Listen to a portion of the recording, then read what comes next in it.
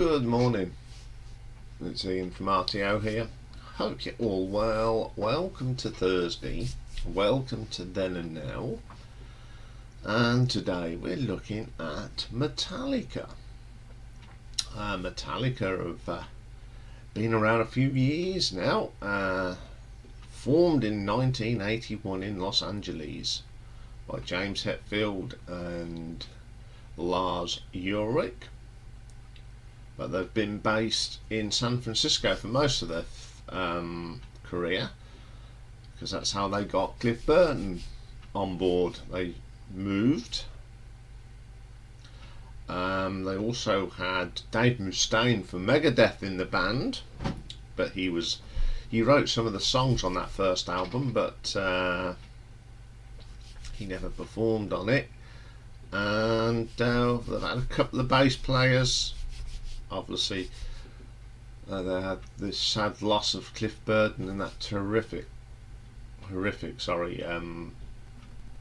car, that bus accident in Scandinavia. So let's have a look at the career and the first and most current albums of Metallica. So, debut album, of course, is Kill 'Em All, released on the 25th of July 1983 on the independent label of Megaforce Records. So the band on this one is James Hetfield on vocals and rhythm guitar, Kurt Hammett on lead guitar, Cliff Burton on the bass, and Lars Ulrich on the drums. Producer was Paul Cariso. First track on this album is Hit the Lights. Everyone knows this. This is a great track. It's fast, it's heavy, it's ferocious heavy metal at its best, or thrash metal. It's just a great track. Second track, The Four Horsemen. Another fantastic track, one of the classic tracks now. This has got great riffs, some great guitar licks from Kirk even. Thunderous drumming from Lars Ulrich. It's a fantastic track, and it's still a firm favourite to this day. Then we have Motorbreath, another fast and furious track. Great solo on this one. It's absolutely really good. Jump in the Fire. Now this is quite mellow for Metallica at the time. It's still fast and furious, but it's a more, I'd say it's more subdued than the normal 150 mile an hour thump. Next track on this album is Anathesia, Pulling Teeth. This is an instrumental, shows off the great bass playing of Cliff Burton. Absolutely terrific. The sixth track on this is Whiplash, another classic, another great track. Really love this track. Then we get Phantom Lord, a track that's always forgotten about. It's just great, fresh thrash metal. No Remorse, the mixture of heavy metal and thrash combined. Really good, strong track. Then we have the brilliant Seek and Destroy. Still one of my favourite tracks today. Love the guitar work, love James's vocal on that. Absolutely stunning stuff. We end up with Militia, another classic, but the vocals on this are not very strong. Musically it's great, but the lyrics are just a little bit weak. Okay, I'm going to be honest now, when I first heard this album I thought it was a load of noise. I didn't really like it.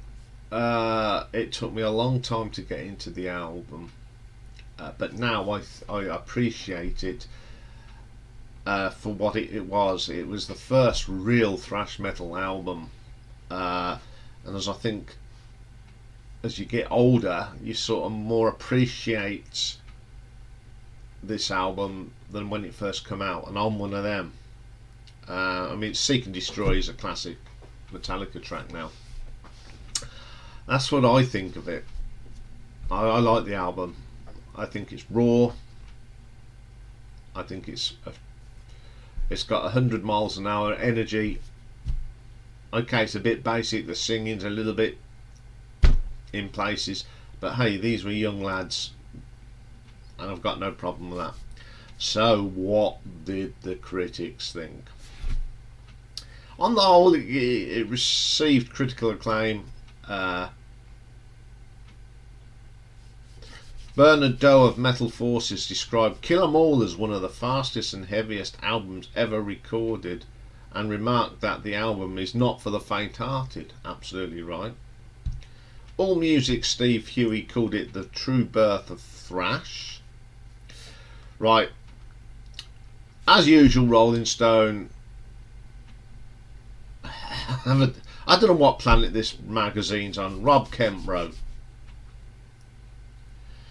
credited for the album consolidating the punk, rock and heavy metal scenes, but felt, apart from Seek and Destroy and Anathesia, most of the album had the band trying to look tough, over enthusiastic but unfinished riff-based songs.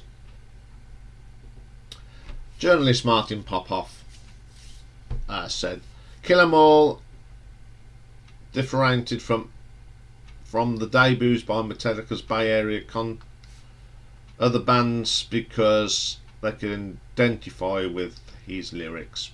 That's pretty good. So the stars, AllMusic gave it 5 stars, Billboard 95 out of 100, Chicago Tribune give it 3 and a bit stars, Collector's Guide to Heavy Metal give it a 9 out of 10, Encyclopedia of Popular Music only gave it 3 stars, The Guardian gave it 4, Kerrang give it 5, Metal Forces a 10 out of 10, Pitchfork 8.6, Q gave it 4, and the Rolling Stone gave it 3. Fans liked it, although it was a slow starter. It did eventually reach gold in the UK, and in the United States it was 3 times platinum. So it's not bad.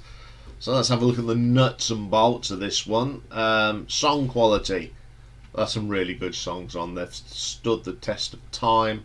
Seek and Destroy has. Hit the Lights has, the Four Horsemen. They're all now classics. So I'm going to give this an RTO ranking of solid song quality of 4 out of 5. Production. I remember when this was recorded, 1983. This was a new sort of music genre coming. There's little bits of it a little bit too raw, and they didn't get some of the vocals right, but it's not bad. You've got to take it for what it is, because when we hear these songs now live, they sound absolutely brilliant. So I'm going to give this a 3 out of 5 for production. Reception. The media loved it. Fans took a little while to get used to it, but on the whole, the reception of this album now is just fantastic. So I'm going to give it a 5 out of 5. So Kill 'Em All gets an RTO total of 12 out of 15. Very good mark. Okay then, as it's Thursday, let's pack our sandwiches and get into the time machine and move 33 years on. Well, we come to 2016, to the Hardwired Self-Destruct. It's the 10th album. It was the first studio album in 8 years, since 2008. It's the longest gap between studio albums in the band's career. So on here we've got James Hetfield doing vocals and rhythm, Kurt Hammett on the guitar, Robert Trujillo on the bass, Lars Ulrich on the drums. Produced by Greg Fieldman, James Hetfield and Lars Ulrich. First track, title track, Hardwired. Love this track. Harks back to that, even back to that first album. The sound's great, and of course James's vocals are a lot better now. And they've got the mix right as well, of course, and it's a pretty good track. Atlas Arise. Now everyone likes it except me. It's okay. It's not a particular favourite of mine. It's good, but it's not brilliant. Now That We're Dead. This is more heavy rock than thrash. It's a good track though. I do like that one. Moth Into the Flame, another really strong track like this one. Nice guitar work here from Kirk. The guitar playing is still as good as ever. Dream No More, solid enough track. It's not brilliant. It's not. Oh, I don't want to listen to this. It's just solid. It's a solid track. Same with Halo on Fire. It's a very, very solid track, I think. Confusion. This sounds too much like the beginning of Am I Evil. One thing that Metallica have been accused of is their own plagiarism. They nick bits from their earlier songs and just muck around with it. There's nothing wrong with that. You know, they wrote it, they own it, they can do what they like with it. But this one just sounds too much like Am I Evil at the beginning, but then it goes off into something else, which I'm glad about. ManUNkind, it's okay, nothing wrong with that one. Here Comes the Revenge. It's got a great riff in this, great singing from James though, absolutely brilliant. Am I Savage, great, solid track. Murder One, that's the song that's dedicated to Lemmy, of course. It's pretty good, like that track as well.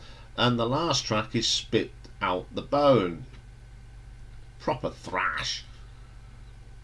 Absolutely blinding. What do I think of this album? It's a good album. I don't dislike it. I played it a lot when it came out. Can't deny that. But as you listen to it now, sometimes it seems a little bit generic. I don't mean that I don't like the album. I mean that some of the tracks are the same sound. I don't know what's happening. Are they getting? Do they have some writing block? I don't know. But when you compare it to that first album, there's only 2 really proper thrashy tracks on it. That's my opinion. I mean, don't get me wrong. I do play this album. It's an enjoyable album. So, what did the critics think? Well, it generally received positive reviews. All Music Stevens Thomas Erlewine said, although the album featured all of Metallica's core music elements, he thought that the band did not sound as ferocious as it did in its 1980s heydays. Yeah, but they were a lot older. They're not going to do 100 miles an hour now. Dave Anthony of AV Club had a mixed impression, saying 77 minutes of endless thrashing gets tiring, and thought the songs would benefit from leaner songwriting. He did, however, praise the album's first 3 singles, saying that they were some of the best songs they'd written since the 1980s. Here we go, Rolling Stone. This is Dave Frickle said, Hardwired Self-Destruct reminded him of And Justice for All, and Metallica having jagged couplicks of the first and Focus Brawn of the second. Okay, AllMusic gave it a 4-star. The Chicago Tribune gave it 2. Classic Rock gave it 3. Daily Telegraph gave it 3 stars. The Guardian 4. NME 4. Pitchfork 6.5 out of 10. Pop Matters 8 out of 10. Rolling Stone actually gave it a 4. The Sputnik Music 3.5. Fans liked it. It got number 1 in the UK, number 2 in the UK album charts, number 1 in the rock and metal, and in America it got to #1 in the Billboard Independent Albums and Top Hard Rock. Song quality. There's some good songs on it, but I don't know if they are losing their touch to write really good songs. There's some great ones. Murder One's great. I love that one. I like Moth to the Flame. Hardwired is good. So I'm going to give it song quality of 3 out of 5. Production. Excellent production. Sounds crisp, it's clear. Very, very good production. I do like it. And I'll give this one a 5 out of 5. Reception. Went down well with most people. The fans loved it, I think, more than the critiques. It's been a lot. We've been waiting for this album for a long time. So I'm going to give it a 4 out of 5. So for Hardwired, Self-Destruct, again, a total of 12. Today it's all says draw, because they're both good in different ways. They are both very good albums. There's some better points on the Kill 'Em All than there are on Hardwired. It's just swings and roundabouts. I think the production is a lot better, of course, on Hardwired, but I think the song quality is better on Kill 'Em All. So I think a 12 points each is a fair discussion today. Okay, let's have a quick look at their other albums. I won't go through them all as such, because I'm sure someone along the line will want me to do a full album ranking on Metallica. So I'll just gently go over some of the ones that I particularly like on each album. So our next album is from 1984, and it's of course Ride the Lightning. Opens up with Fight Fire with Fire. I love the gentle start to it, and then it's boom. Like that one a lot. Ride the Lightning is a song that was co-written by Dave Mustaine. It's a pretty cool track. For Whom the Bell Tolls, of course, is a classic now. Great track. Then we get another good track. Fade to Black's really good. Trapped Under Ice, another good track. Escape is on here. Creeping Death, of course, absolutely brilliant. Love the energy in that song. Then we get one of the great instrumentals, Call of the Cthulhu. I love that. I especially love the version they did of this on the S&M2 live album. Pretty cool. 1986 then. Master of Puppets.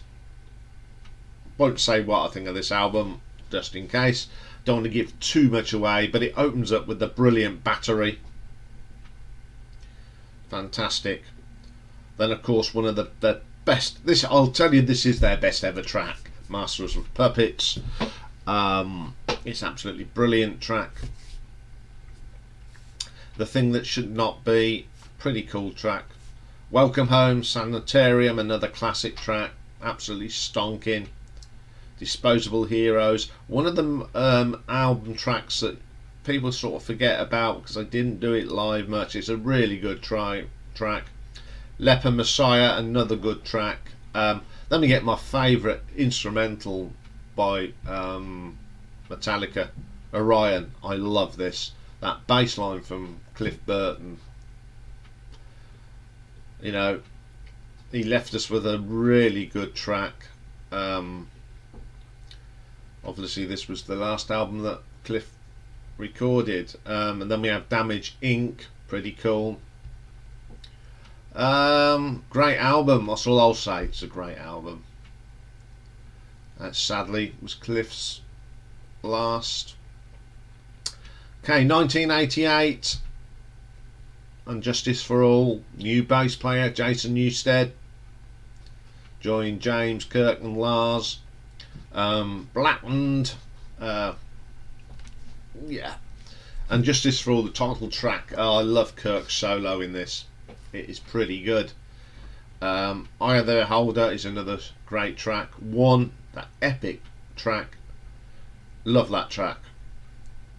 I love the different sort of textures that Kirk manages to get on this track. Really good. The Shortest Straw, pretty cool. Harvester of Sorrow, one of my favourite tracks by Metallica. Love that.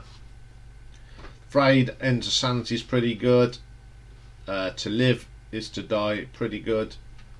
Dyer's Eve, again, one of that great sounding thrash sound, pretty good.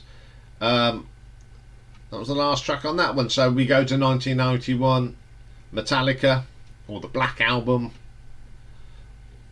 Enter the Sandman, one of the classics. I do like this one, even though it's played to death. I still love it. I think it's a great track. Sad But True, another blinding track. Love the guitar solo on that. It's absolutely brilliant. Holier Than Thou, another storming track. The Unforgiven, tell they love their spaghetti westerns. There's so much of that influence on that track. Then we get Wherever I May Roam, another stonking track. Don't Tread on Me, they keep coming on this album. It's a really great track. Through the Never, another one. Nothing Else Matters, another great track. Of Wolf and Man, brilliant. The God That Failed, thumping bass line from Jason Newsted, fantastic. My Friend of Misery, pretty cool track. The Struggle Within ends a really strong album. 1996 then, we get Load. Ain't My Bitch, 2x4, one of the better tracks on the album, that's all I'll say. The House That Jack Built, Until It Sleeps, King Nothing, Hero of the Day, reasonable. Bleeding Me's okay. Cure, yeah, you know, I can take that or not. Pure, Twisted Me, quite a catchy little tune that is. Wasting My Hate, it's okay. Mama Said's okay. Thorn Within, really good track. Love the bass and the riffs in that. Ronnie's a pretty good track as well. And The Outlaw Torn concludes that album. 1997 then, we get Reload. Opens up with a brilliant Fuel. Love that track, so much energy in it. Memory Reminds with Marianne Faithfull. Yeah, forget that. Devil's Dance, love the Jason Newsted bass line again, booming.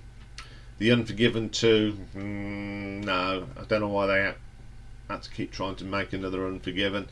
Better Than You, great track, like the vocal from James on this, absolutely brilliant. Slither, pretty cool. And then we get Carpium, DM Baby, a really strong track like that one as well. Bad Seeds, okay. Where the Wild Things Are, it's reasonable. Prince Charming, yeah, not very good. Low Man's Lyric, reasonable. Attitude and Fixer. Then we come to 2003 St Anger. I'm just going to tell you what tracks are on here. There's no Jason Newsted, so Bob Rock did the bass. The only one I really like on this track album is Frantic, and the rest are just horrible. The production's rough, the drums sound like a tin. So we've got St Anger, Some Kind of Monster, Dirty Window, Invisible Kid, My World, Shoot Me Again, Sweet Amber, Unnamed Feeling, Purify, All Within My Hands. There's only one worse album than this, and it's that one they did with, what's his name? Lulu. The album they did with, what I can't, Mental Block at My Age. That's even worse. But I wouldn't even put that in a album ranking, Lulu. It doesn't deserve to be. Well, we all know where this one would be. Okay then, so then 2008, Robert Trujillo is on board now. So we've got James, Kirk, Robert and Lars for Death Magnetic, 2008. We've got The Way What That Was Just Your Life, really good track, great opening track. Into the Line, Broken, Beaten, Scarred, The Day That Never Comes, All Night Long, Cyanide, Unforgiven 3, The Judas Kiss, love this track, absolutely belting. Suicide and Redemption's a really long instrumental, although it's got some nice work by Kirk, it's just too long for an instrumental. And My Apocalypse is Metallica of old. There we are. Quick look at Metallica.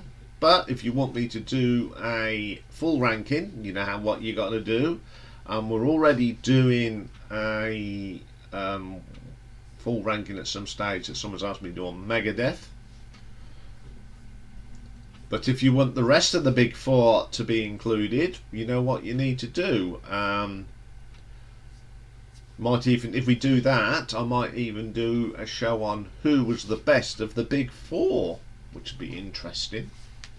Instead of doing a then and now on one band, we'll pick the best albums from the big four and then see which band was the greatest of the big four.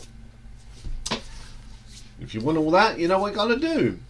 Okay, I'll be back later for album artwork, which this week is Rainbow, and then tonight we've got a live stream.